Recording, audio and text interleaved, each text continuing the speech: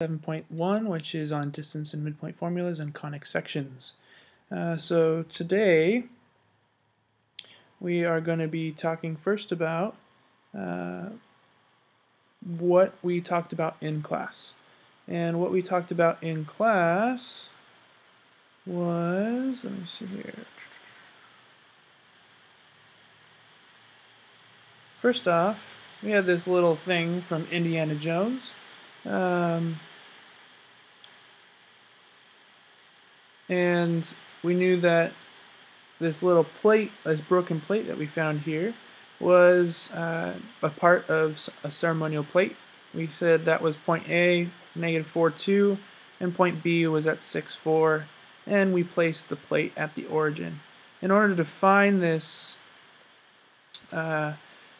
diameter, we first need to define the midpoints of the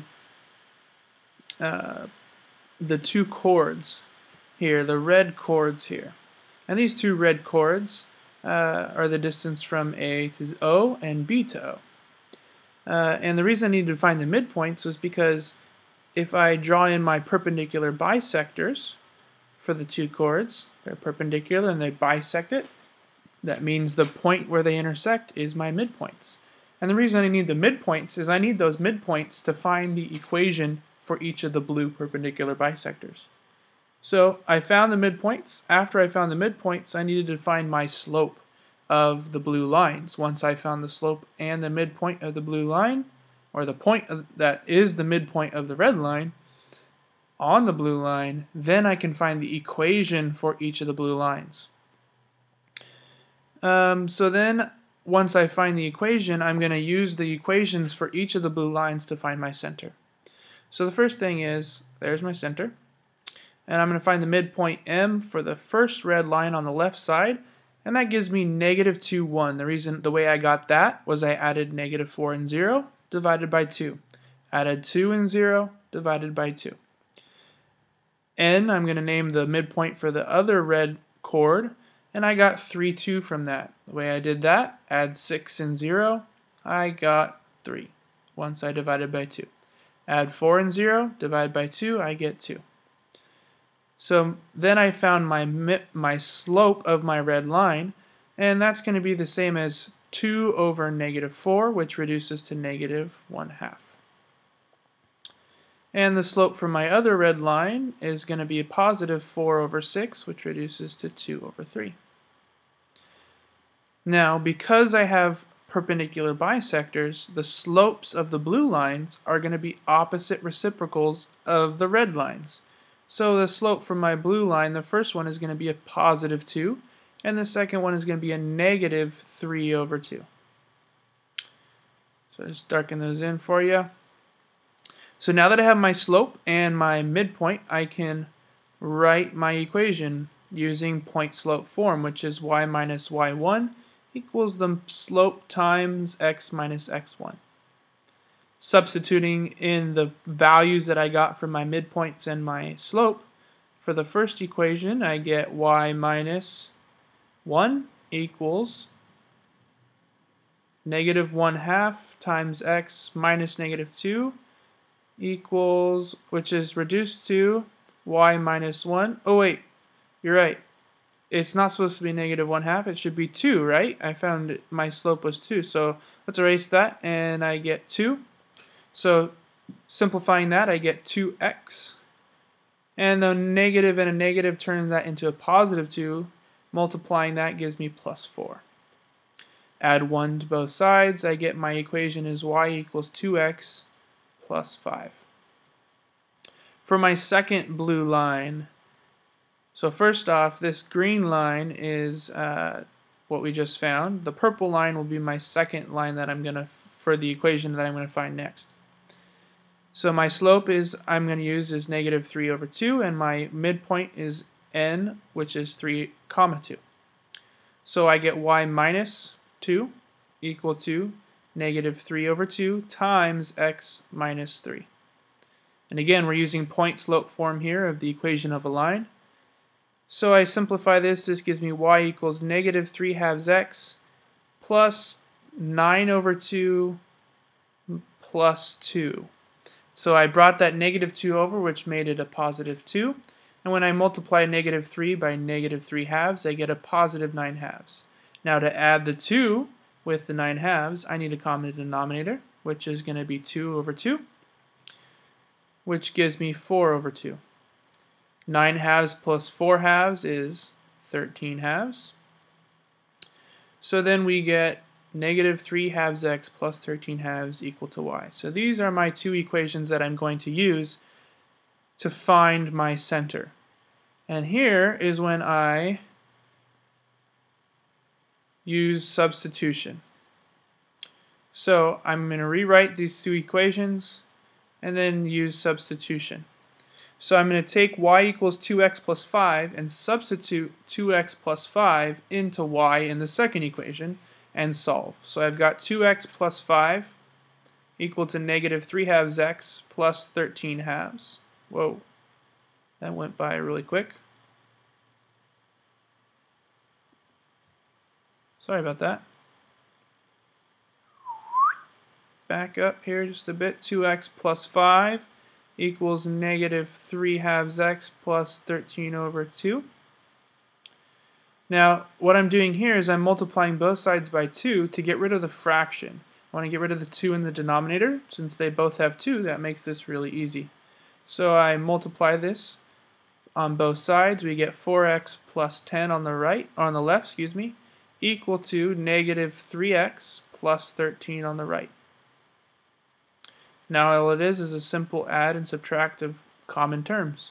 So I'm going to add 3x to both sides and subtract 10 from both sides, which gives me 7x equal to 3. Divide both sides by 7, x equals 3/7. Next, we want to find y, so I'm going to take the x I just found and substitute it in to my first equation. So I get y equals 2 times 3/7 plus 5, which is the same as y equals 6/7 plus 5. Now I need a common denominator, which is 7 over 7. So y equals 6/7 plus 35/7. Add those together, we get 41 over 7. So my x-coordinate for my center is 3/7 and my y-coordinate for my center is 41/7. So my center is 3/7, 41/7. Now that I have my center, I can find the distance of my radius. So my radius is the square root of my x1 minus my x2, in this case 3/7 minus 0, squared plus my y1 minus my y2 squared, which is going to give me 3/7 squared plus 41/7 squared, which gives me the square root of 9 over 49 plus the square root, or plus 41 squared, which is 41 and 1,640, so that's 1,681 over 49. Combine like terms, we get square root of 1,690 over 49. Now we need to solve for the square root. I know that the square root of 49 is 7, so that's 7 in the bottom. And then I can't take a perfect square of 1,690, so I have to approximate. And when I approximate using my calculator, I get 0.11, and then I got to divide by 11, which is approximately 5.873. So that means my radius is 5.873. To find my diameter, I just multiply this by 2, which gives me 11.746. So 11.746 is the diameter of the plate. Not too hard to do, you just got to remember all the things you've learned in the past, which is what math's all about. So, information, some key information for you. We talked about in class The reason we talked about distance and midpoint formula in class is because they can derive all the formulas of the conic sections from the distance formula.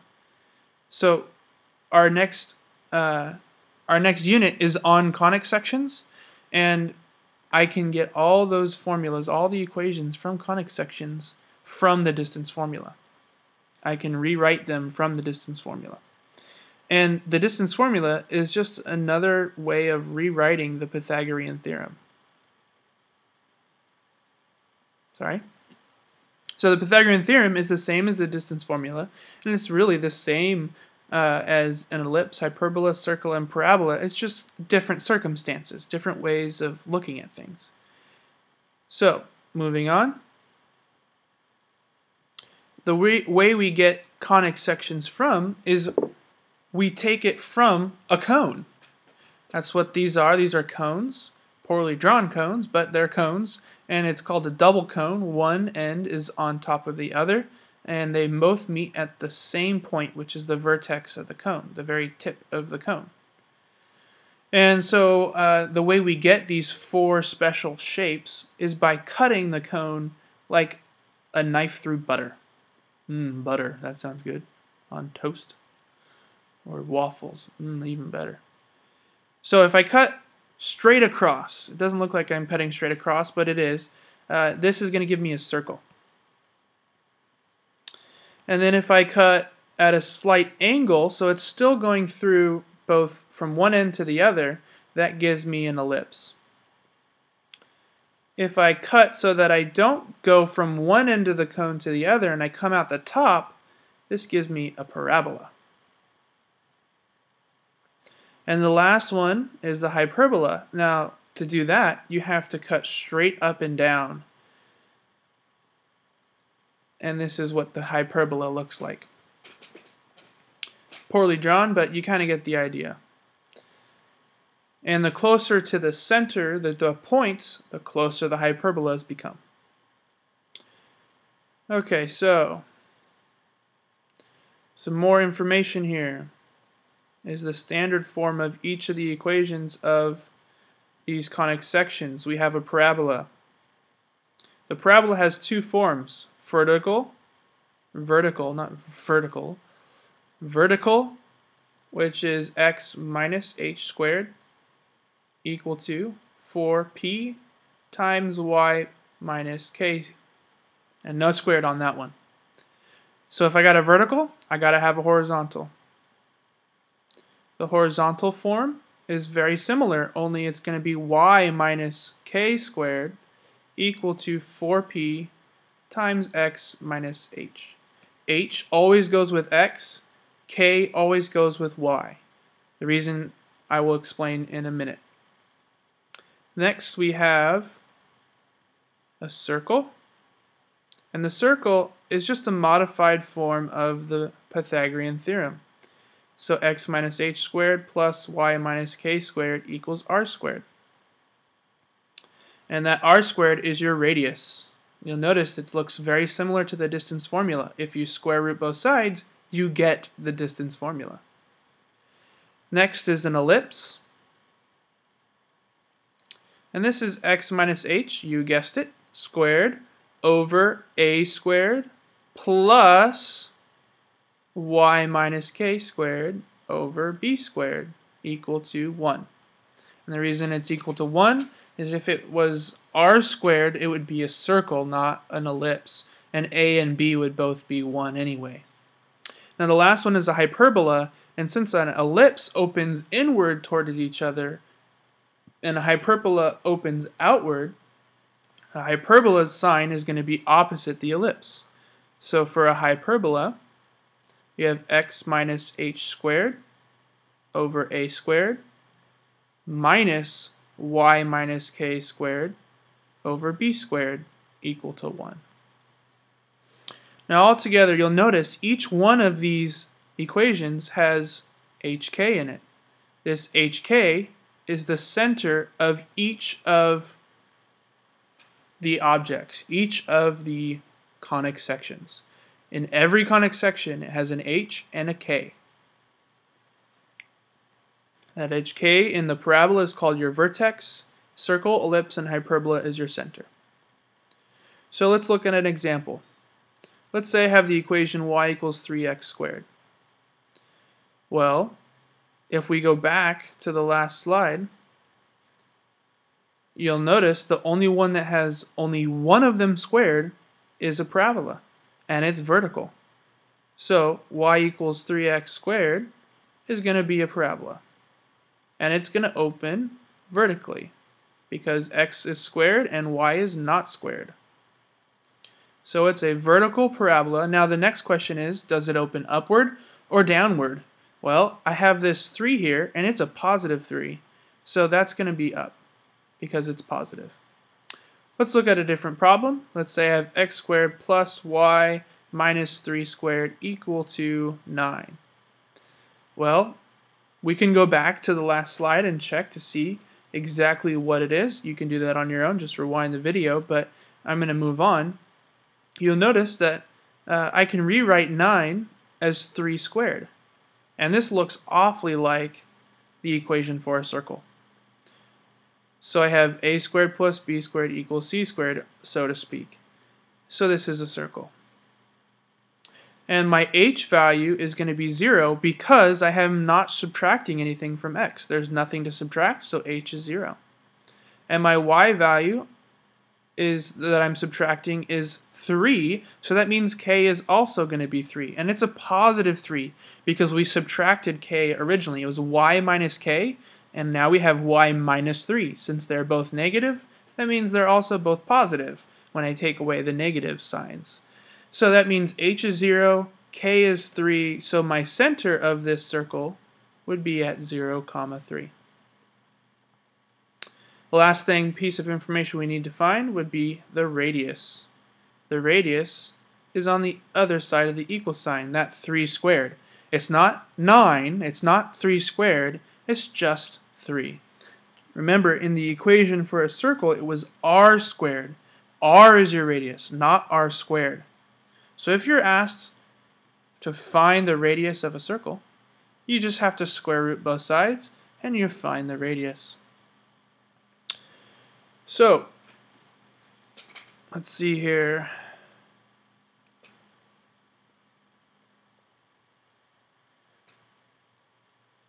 Moving on. Let's look at, I already did some examples. Here's your multiple choice question. What is the distance and midpoint between 1, 9 and 1, negative 4? Go ahead and pause the video here to give you the opportunity to answer the question.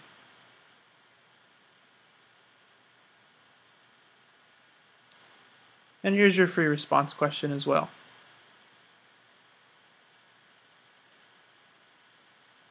Make sure you explain in detail, quantitative and qualitative data, what your answers are and why they are what you say they are, because I want to know how you got your answer.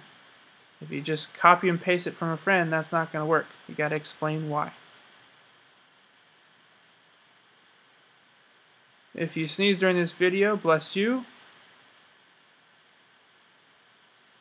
Bless your face. Forgot how he says it, but Tobuscus is awesome. Enjoy. Have a good night, guys. Bye.